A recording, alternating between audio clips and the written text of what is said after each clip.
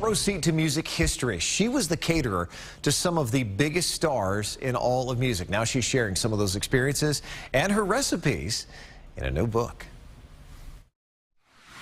Access all areas. Oh my God.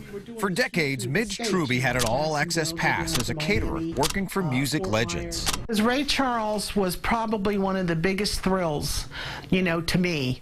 Crystal Gayle, without a doubt, has been one of my dearest friends for years and years and years. Midge's catering business grew out of necessity in the 70s. She wanted to provide hospitality to the big acts when they came to the Tampa Bay area. And I started thinking, well, if you're such a high-profile person that you can't even go out to dinner, what do you do? I had my first national contract within 2 years. I was out on the road with Journey. It went crazy right at the very beginning.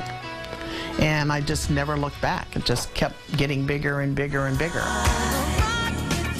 She joined Michael Jackson and the Jackson 5 on their victory tour. This was the Destiny album, and I got all the brothers to sign it, and that just is like unheard of, at the time. And you could see like how young they were. There was just some kind of an instant connection, there that I had with the guys. And for years, they always asked me, like to cater for them anytime they came into Florida. Michael was just so nice. He was one of the most professional people I've ever met. I mean, as far as every step that he took was planned. She earned trust with Van Halen. People always talk about him as being the bad boys of rock and roll, and they never were with me. The crew always said I was the only caterer in the country that Van Halen didn't trash the dressing rooms or give a hard time. Take those tambourines. Her autographed tambourines from Kenny Rogers are just one of the many fond memories of the late country legend. He, without a doubt, is one of the nicest people I've ever met in my life. Witty, kind. When he had to watch his weight, it would be like, Midge, I'm going to have chicken and fish, for this leg of the tour, because I'm trying to watch my weight, but what's for dessert, and I'll have two. Donna Summer liked Italian, and I cooked Italian for her. It was requested that she want Italian dinner.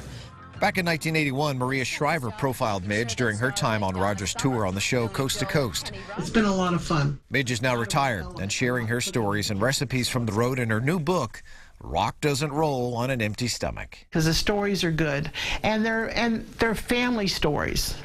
It's not a sex, drugs, and rock and roll story. And Midge says she may have provided the food over the years, but these entertainers provided the comfort. Music soothes you. Music is everything. But to me, it was always about the music. Always about the music. And so the idea that, that I was a little part of that, and people still remember that all these years ago, just thrills me to pieces.